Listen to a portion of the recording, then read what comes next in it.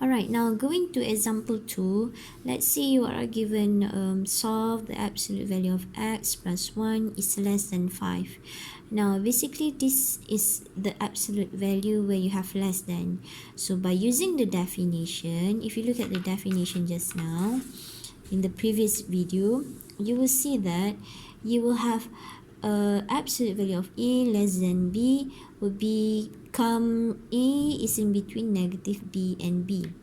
So over here your a is x plus 1 and your b is 5. So since your a is x plus 1, so you just simply write it as x plus 1 in between negative 5 and 5. Now over here, this is just again solving linear inequalities. So what we will have, if you want to eliminate, now you can do two ways, which is the first method. Now I show you the first method. Now the first method is that you separate the between part, where you will have this one x plus 1 greater than negative 5, and you will have this definition n.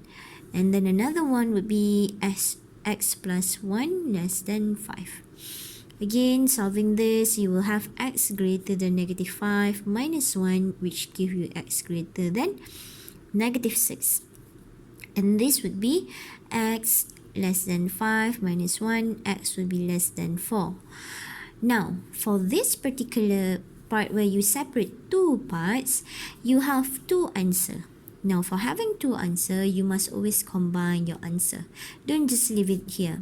So what you would do, you will need to have a real number line. So over here, you have a negative 6 and 4. Now, for the first part, you have the answer of x greater than negative 6. So you have a whole greater than negative 6. In another part, you will have x less than 4. So going to the left, going to the negative infinity. Now, for n, what we will have is the intersection.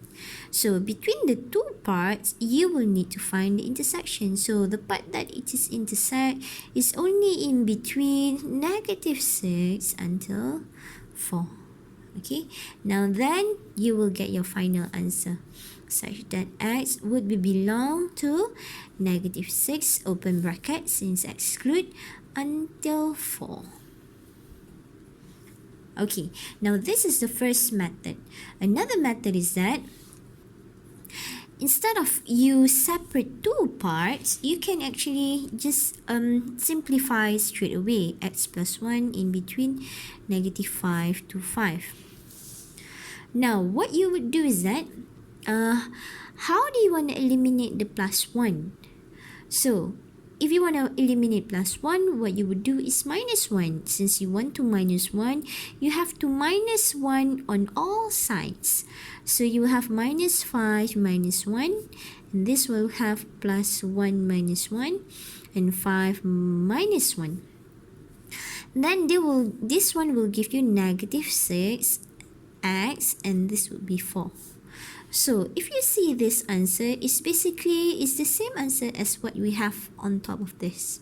So this is in the set notation form, but if you change into the interval notation, so you will have x belong to negative 6 to 4, which is still the same answer.